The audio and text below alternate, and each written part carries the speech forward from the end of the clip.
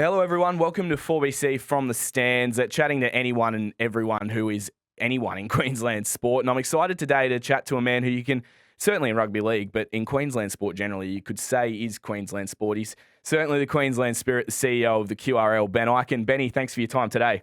Pleasure. Thanks for having me. The return of the Hostplus Cup on the weekend, a couple of cracking games in the wet. But I'll tell you one thing that really excites me about having the Hostplus Cup back is a couple of guys named Ben and Shane, who you might know of from west of Brisbane, coaching the Western Clydesdales. They didn't get the win, but great to see them back coaching. Yeah, it is. I play with Ben and Shane, so we've been mates, the three of us, for a long, long time. And when you know them well, like I do, you would know that they're always going to be pretty handy in the coaching roles, and that's certainly proven to be the case. I was on the team bus in 2015 and hunkered down with the team for the national championship game. I think they beat the Knights from memory. So I went to they have this funny routine on game day where they actually do their captain's run on the same day as the game. So the team's final training session is on game day. So jumped on the bus, went to the captain's run, hung out with the team, and then watched them go and win the big second-tier GF on grand final day. What's that? That's over 10 years ago now. So they ended up going for a couple of NRL roles, missing out, gave away coaching altogether, and they found their way back into the fold at the Western Clydesdales. And I haven't watched the game yet, but myself and my wife were following it on the QRL app, and up 8-0 at halftime, and ultimately got beaten by the Brisbane Tigers. But it would seem, based on the feedback I'm getting from up the range, that the players are loving the coaching, and that the Western Clydesdales, I think, will be in better shape for having Ben and Shane there as head coaches. You mentioned that grand final. I don't know, is it just an Ipswich thing, having that training or doing your captain's run day of a game? I don't know, but they're innovators, so they like to think differently. They don't just want to do things in the game that have always been done, because ultimately, if you want to go past your opposition, then you've got to find some way to be better, to be different, and they've certainly proven that they're capable of innovating inside of the 80 minutes. And then that also spills into their prep. They just they create an environment for players that's pretty unique. It's more laid back. They use different training methods that ultimately spills into a different style of football. And when they get going, you have to admit that they're one of the more entertaining football sides when they're coached by Ben and Shane that at any level. And a lot of the stuff that they introduced back in 2015, the short dropouts and the short kickoffs, etc., they are all now standard fare in the NRL in 2026. And great to see Matty Parcell there captaining alongside them too at the Clydesdales. And I mean, to have a strong and competitive reserve grade team out there, and a lot of NRL or players that have played NRL playing for the Ipswich Jets at the moment, given their partnership with the Titans. But to have a team in that corridor and a pathway for those Toowoomba kids or kids from the Darling Downs and that corridor is so important for the game in Queensland too. Oh, it's brilliant. I mean, you think about how you get to Toowoomba, which is the gateway to the Downs in southwestern Queensland. You've got to drive on a road called Darren Lockyer Way. So straight away, it suggests that you're going somewhere where rugby league has a rich history, and that's certainly the case. I've got to know and appreciate in this role just how rich that history is. I think 1924, there was a game between a Toowoomba Clydesdale side and a touring English side. And after the game, one of the Pommy players, because the Clydesdales actually beat the Poms in that game, said, "You guys are like a bunch of galloping Clydesdales." That's where the name was born, and it stuck. So you think now, what are we, 102 years later, and rugby league is still strong up there? And because of the decentralised nature of Queensland, so much of our population lives outside the major metro areas. We need a development pathway that is fit for purpose. So we need to take a high level of rugby league talent development into the regions. And that's exactly what the Clydesdales are doing. You throw in the Northern Pride, the Mackay Cutters, the Central Queensland Capras, Sunshine Coast Falcons, You could probably even classify the Jets and the Tweedhead Seagulls as teams that operate, in a semi-regional capacity. They're outside the metro area.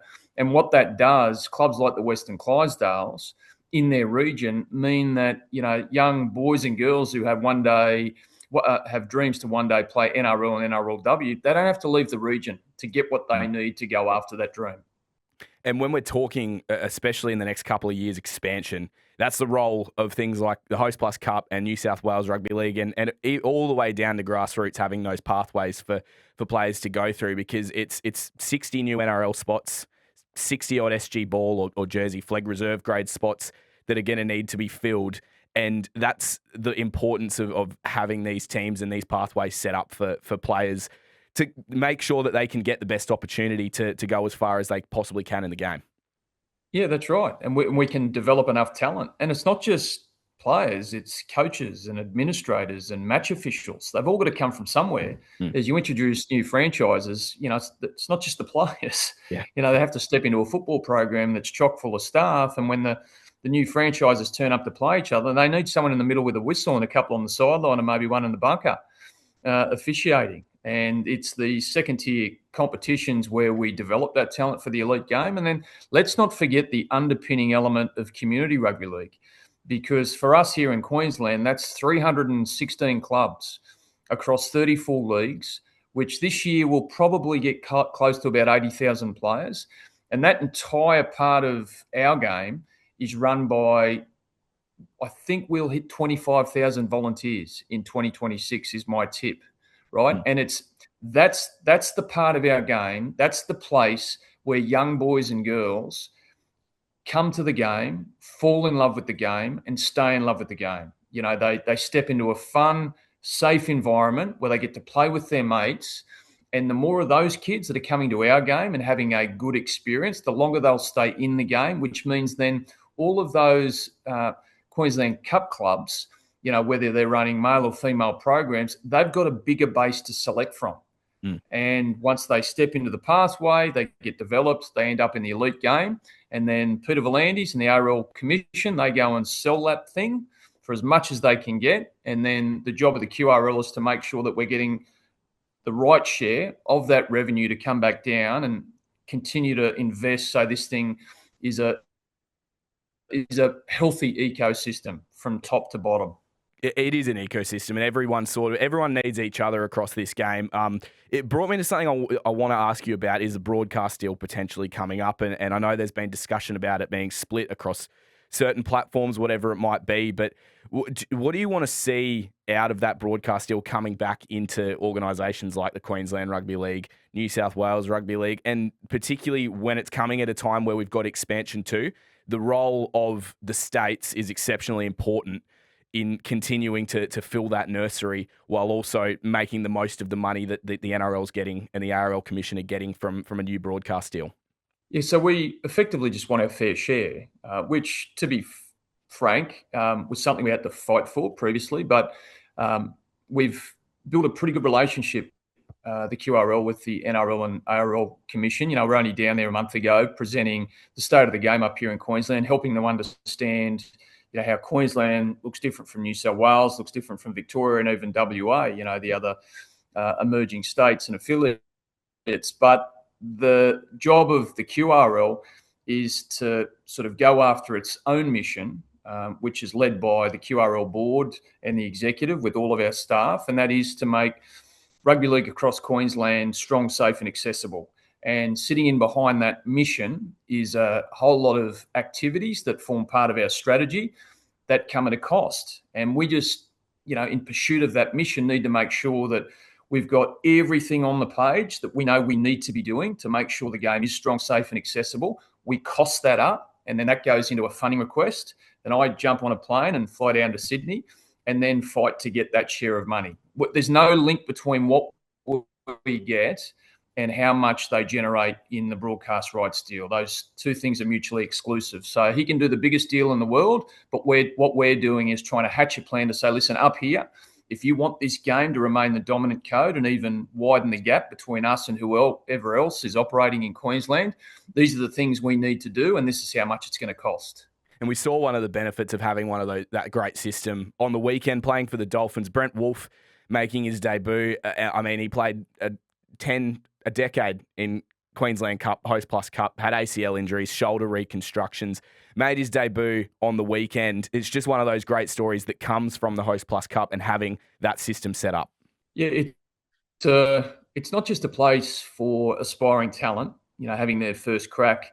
It's also a place for second chances. And you think of just last year, Gemmet Shibasaki, right?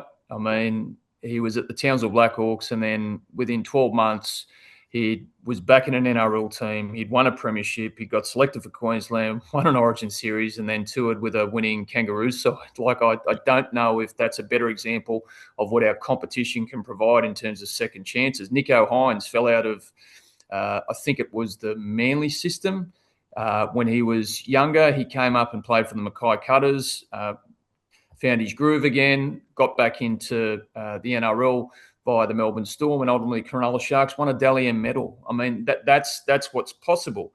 And you also have to remember that it runs in the family, the Wolf family, because Ben Wolfe coached the Tweedhead Seagulls. So, he's an aspiring NRL coach who's now an assistant NRL coach. Christian himself had been in this system. So, like I said before, this is not just about players getting second chances. This is about coaches getting a start, or even drifting away from the game and coming back. Jimmy Lenahan is in charge of the Brisbane Tigers at the moment. He'd won Intrust Super Cups with the Burleigh Bears and sort of found his way into the NRL system, and now he's back in our Queensland Cup, our Hostplus Cup, which is fantastic. Yeah, and it's expanding too. I mean, some point down the line, I know they're working through it at the moment, possibly having NRL sides fielded in the reserve grade sides in the Hostplus Cup. We've got the NRLQ, which had its first real crack last year, and just I went through some of the names last night of players that played in that competition. Cooper Bai, Mason Kira, Brian Puniu, Noah Feen, the son of Nathan Feen, the assistant coach at the Dolphins, Kobe Black, Cam Bukowski, so many young talents that are now get very close to getting their crack at the NRL. So there's so many pathways that people can take to get to the NRL.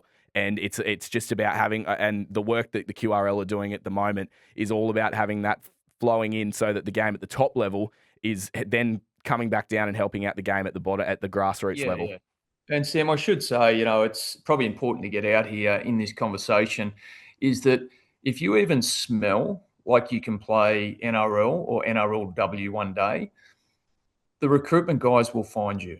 Yeah. So we've got this issue at the moment where there's so much money and opportunity in the elite game that sometimes, that filters down to the lower levels of the game in the form of ambition, sometimes to the point of being toxic, where community rugby league and the people involved in it, think that that's part of the pathway, and it's not.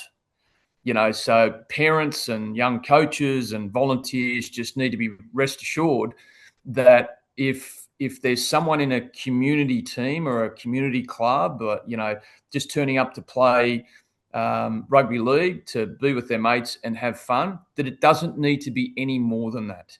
Because if you are good enough in community, the pathway, which is hyper competitive and sits all the way over to the side, they are watching, and they will come and find anyone and drag them into the system if they're a chance of playing NRL or NRLW. So, I often am doorstopped by a lot of parents. I have conversations with a lot of volunteers who probably misunderstand the role of community rugby league, but it is simply this: just to create a fun and safe experience for kids to have, so that they fall in love with our game and stay in love with our game. And if they are good enough, someone will come and tap them and take them on the journey towards NRL and NRLW. You don't have to post a YouTube video to music. Yeah. You don't have to go and get the 12-year-old an agent. None of that stuff needs to happen. Yeah. It's just make sure they're in a fun, safe environment. And I guess that's the key. And this is something you were very strong on last year too, is talking about junior footy, and the kickoff to that's just around the corner. Some competitions may have started already, but the referee numbers at local footy, end of the day, there's no local footy without referees. There's no junior footy without referees, and there's no way for talent spotters to come and find you if there's no referees in junior footy. And the numbers have dipped slightly, unfortunately, in the last year for the number of referees in Queensland. And but we've got another year of the Green Socks initiative, 12 months bans for spectator abuse. But there was too many incidents last year, wasn't there, Ben, when it came to community rugby league and referees being put through some pretty ordinary situations? Yeah, look, one incident is always too many, particularly when it comes to referees in green socks. That's effectively an experience had by a minor and often involves an adult. The resource we throw at the moment at developing match officials has increased again year on year. We run a really good program here. We've got great relationships with our referees associations. And in fact, this year we just put on 3 new staff specifically to work as conduits between the QRL and the refs associations around recruiting of referees and understanding how we can deliver them a better experience so that they enjoy themselves, they feel safe, they're having fun, a bit like a player, so they stick around. And it encourages other kids across Queensland to come and have a go themselves, because you are right, no referees, no game.